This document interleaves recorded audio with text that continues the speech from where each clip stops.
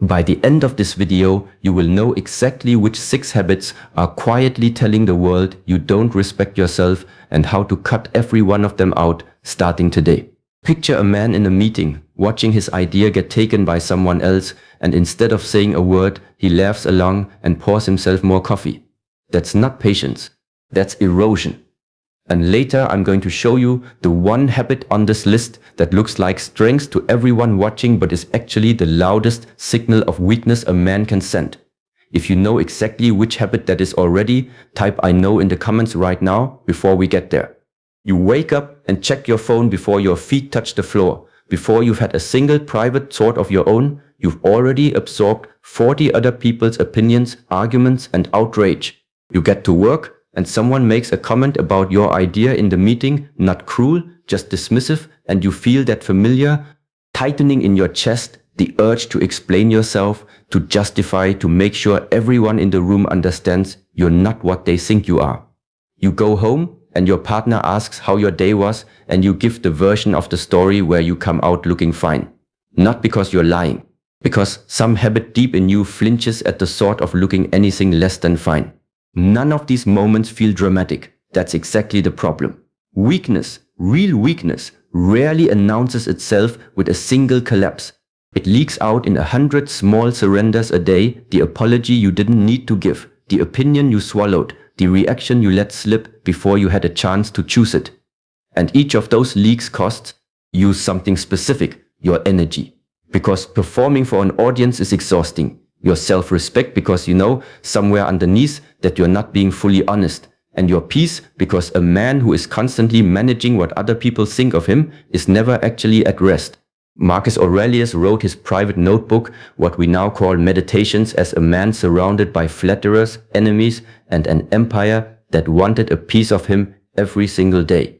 And the idea he kept returning to, in different forms on different pages, was this: you cannot control what people think of you, only what you do and who you are underneath their opinions.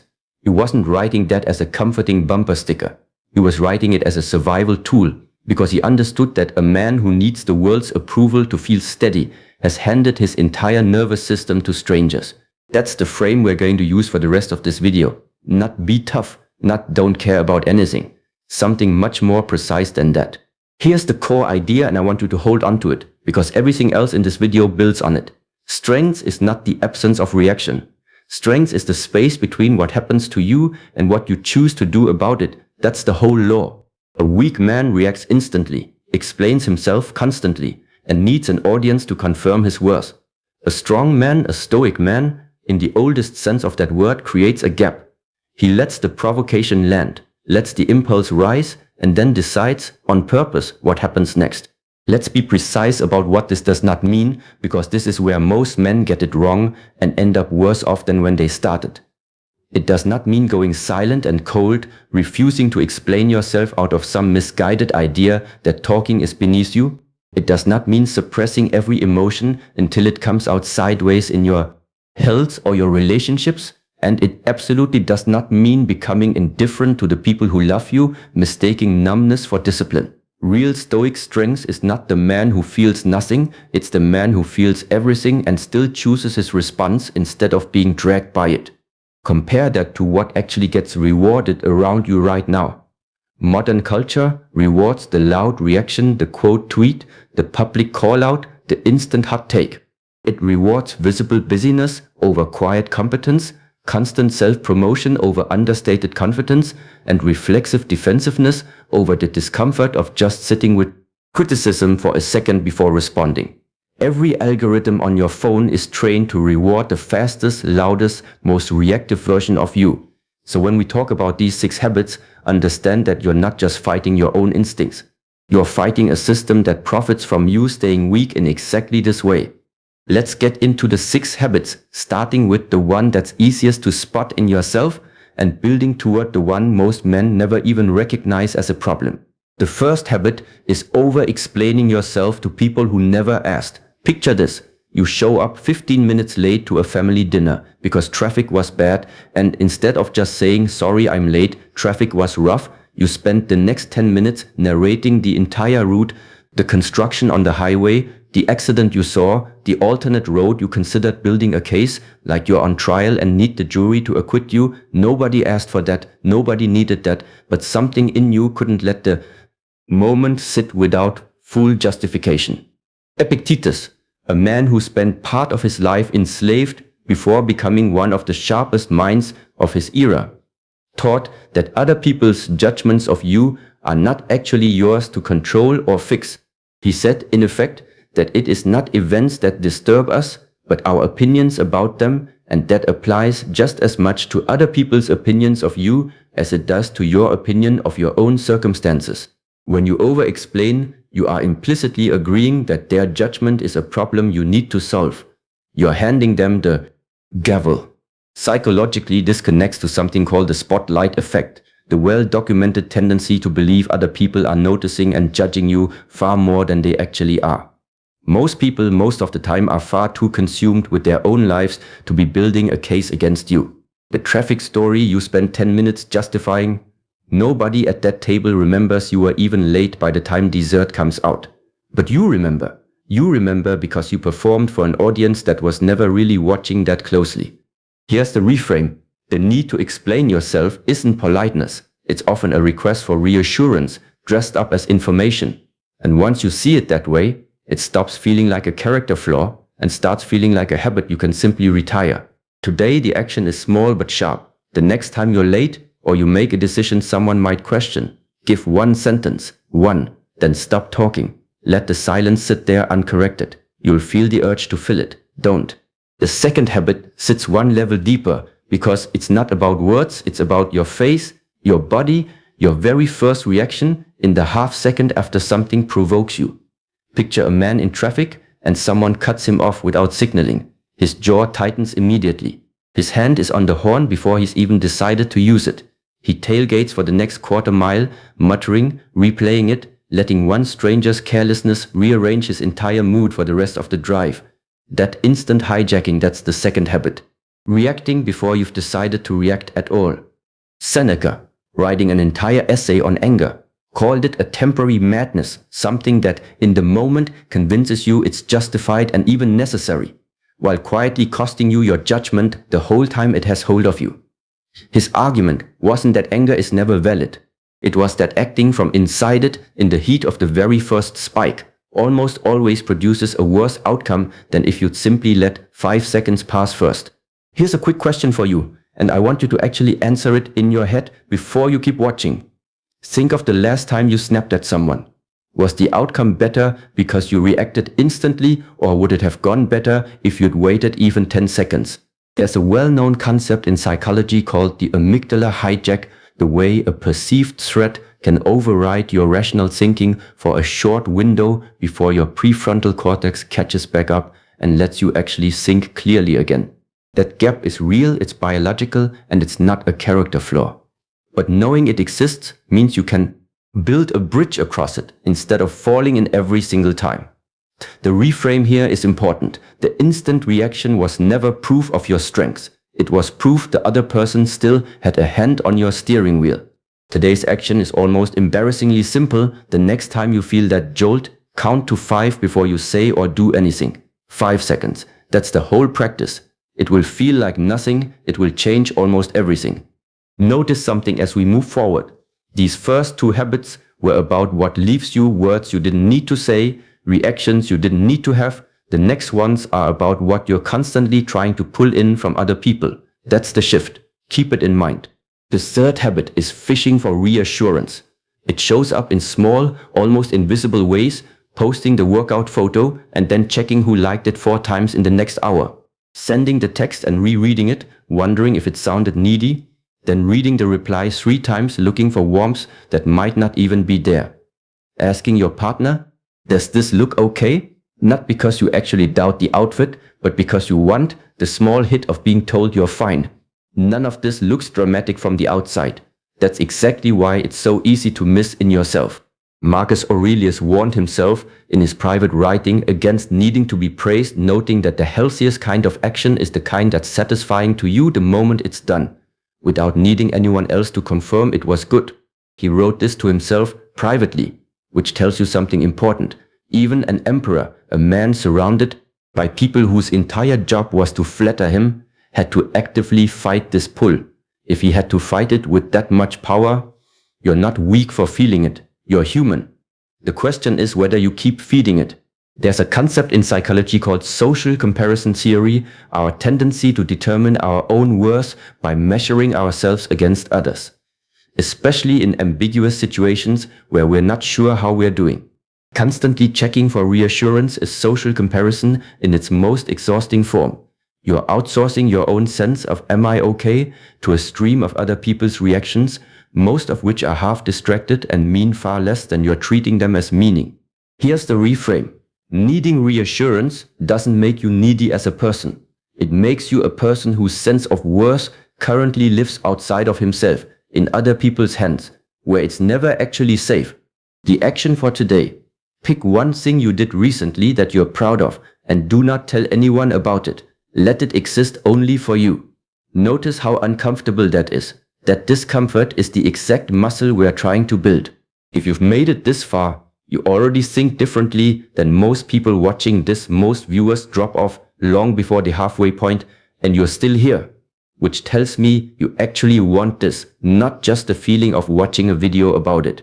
So do one thing for me. Hit like on this video right now, not at the end, right now, because it's the single easiest way to tell the algorithm this content matters and to make sure it reaches the next guy who needs to hear it.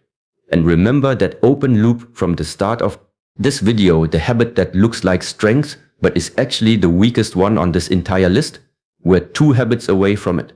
Let's keep going. The 4th habit is complaining as your default response to friction. It's the coworker who narrates every minor inconvenience out loud, the slow Wi-Fi, the bad coffee, the long line, the weather turning every small obstacle into a shared grievance session that pulls everyone around him into a slightly worse mood. It's you at a family gathering, spending 20 minutes on how bad the drive was, how tired you are, how unfair your week has been, before anyone's even asked how you're doing. It feels harmless. It even feels like bonding sometimes. But watch what it actually does to a room. Epictetus drew a sharp line between what is within your control and what is not: your judgments, your effort, your choices on one side, the weather, other people's behavior, traffic, the outcome of things you've already done, on the other.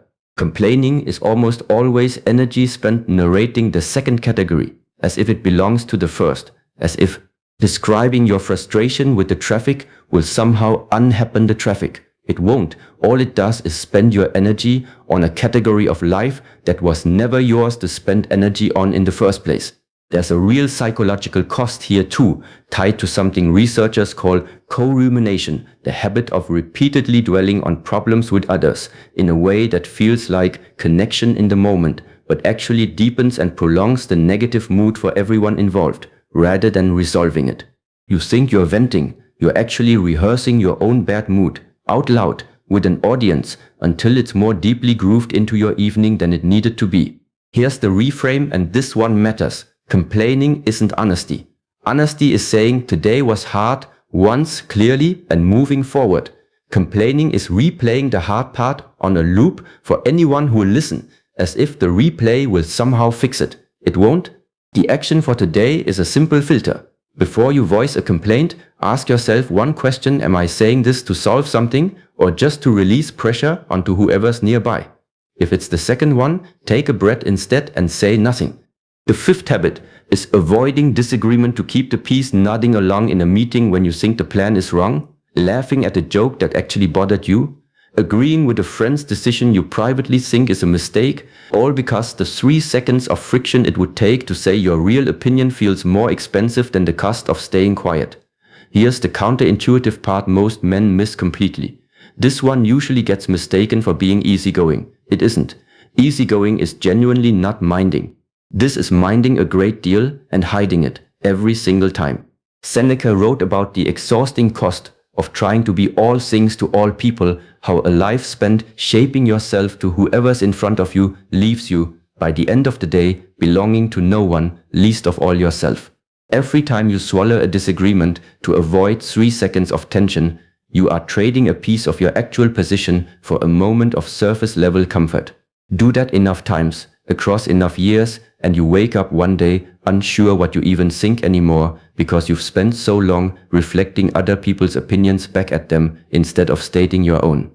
This connects directly to cognitive dissonance, the discomfort that builds when your actions and your real beliefs don't line up, and the various ways your mind tries to resolve that gap, often by quietly convincing you that you didn't really believe the thing you swallowed in the first place.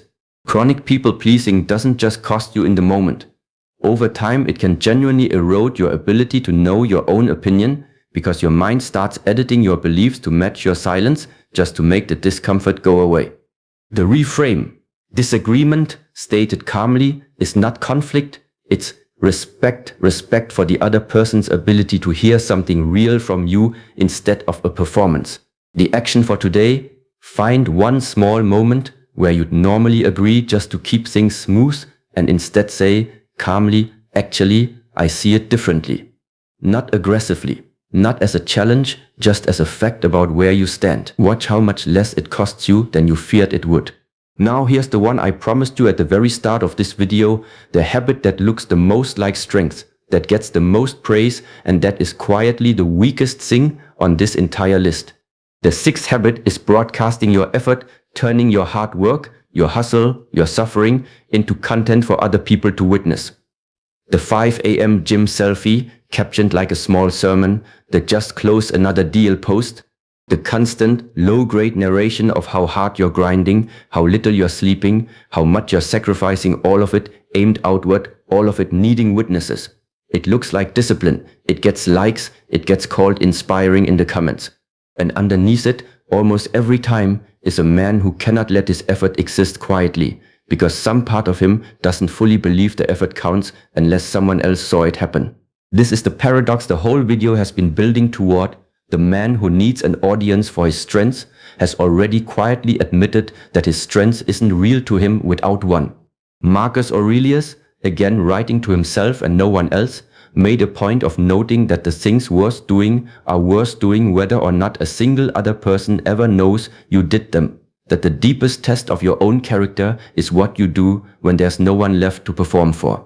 Not post about your discipline, do the discipline. In the dark. Especially in the dark. There's a real psychological hook buried in this one too, something close to what's sometimes called the audience effect, where simply being observed changes how we behave, often pushing us to perform a version of the task rather than actually doing it as well as we would alone. Broadcasting your effort doesn't just fail to prove your strength, it can actively weaken it, because part of your energy shifts from doing the hard thing to documenting the hard thing for people who are never going to help you carry it anyway. Here's where it all comes together. The first 5 habits were about leaking your energy outward, explaining, reacting, fishing, complaining, appeasing, but the 6th habit is the deepest one, because it's not about weakness other people can see. It's about a man performing strength for an audience because, quietly, he doesn't yet trust that the strength is real without a witness. That is the turn. That is the paradox sitting underneath everything else in this video. The loudest displays of strength are very often the clearest evidence that a man hasn't found his own footing yet. The quietest men, the ones who train without posting, who handle conflict without needing the room to see them handle it, who do the hard thing and let it simply be true without narration, those are the ones who no longer need the audience because they've already settled the only question that ever mattered, whether they respect themselves. Picture who you become on the other side of these 6 habits, because this is not abstract, this is a specific, livable version of your life. You wake up and you don't reach for your phone first, you reach for your own thoughts first, because they matter to you before anyone else's do. Someone questions a decision you made at work, and you feel the old urge to explain rise up and you let it pass and you say one sentence and you move on, unbothered, because your word was never actually on trial in that meeting. Someone cuts you off in traffic, your jaw doesn't even tighten anymore. 5 seconds pass without you noticing you're counting them because the gap has become automatic. You do something you're proud of and you don't reach for your phone to announce it, you just feel it privately, fully, and that's enough, actually enough. Not performed, enough. Someone in the room says something you disagree with and you say so calmly without your voice shaking and the room doesn't collapse, and neither do you. And at the end of a long week, when you've trained hard and worked hard and shown up for the people who matter, you don't need to post it. You don't need anyone to know. You already know. That's the whole difference. The world doesn't get quieter. Traffic still happens. People still misjudge you. Work still throws unfair moments your way. But none of it reaches the same depths anymore, because you've stopped handing it the keys. So here's your challenge, and I want you to actually do this, not just nod along and close the tab. For the next 7 days, pick one habit from this list, just one, and every time you catch yourself about to do it, pause and choose differently. Over-explain less, react slower, fish for reassurance less, complain less, disagree more openly, perform your effort less. Just one habit, tracked honestly for 7 days. Here's the line to remember, the one that ties the whole video together. A man who needs the world to witness his strengths hasn't found it yet. The real thing needs no audience at all. If this hits something in you, if you already know which one of these 6 habits is yours, comment the number of it below, just the number, 1 through 6, because I read every single one. And I want to know exactly which habit you're cutting first. If you want more of this, more Stoic thinking built for real modern life, subscribe, because this channel exists for exactly this. Stay sharp, stay quiet, stay unshaken.